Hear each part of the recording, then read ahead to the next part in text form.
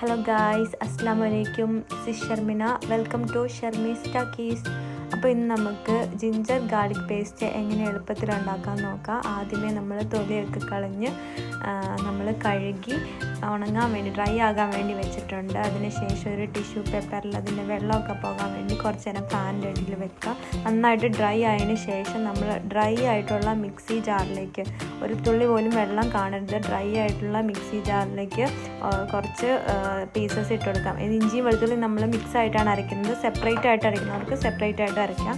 നമ്മൾ മിക്സി ജാറിലേക്ക് കുറച്ച് ഉപ്പ്, കുറച്ച് മഞ്ഞൾപ്പൊടി എല്ലാം വെച്ച് നന്നായിട്ട് ക്രഷ് ചെയ്തെടുക്കുക. ഫസ്റ്റ് ക്രഷ് ചെയ്തതിന് ശേഷം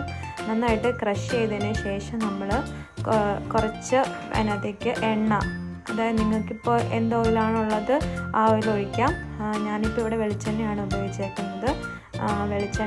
കുറച്ച് വെളിച്ചെണ്ണ ഒഴിച്ചതിന് ശേഷം നന്നായിട്ട് മിക്സ് ചെയ്ത് പിന്നെയും മിക്സ് ചെയ്തിട്ട് നല്ല വെളിച്ചെണ്ണ ഉപയോഗിച്ച് നന്നായിട്ട് അരച്ചതിന് ശേഷം നല്ല പേസ്റ്റ് ആയതിന് ശേഷം നമ്മൾ എയർ ടൈറ്റ് ആയിട്ടുള്ള ഗ്ലാസ് കണ്ടെയ്നറിൽ നമ്മൾ ഫ്രിഡ്ജിൽ സൂക്ഷിക്കുക. 1 മാസം വരെ നമുക്കത് സൂക്ഷിച്ച് വെച്ച് ഉപയോഗിക്കാൻ പറ്റും.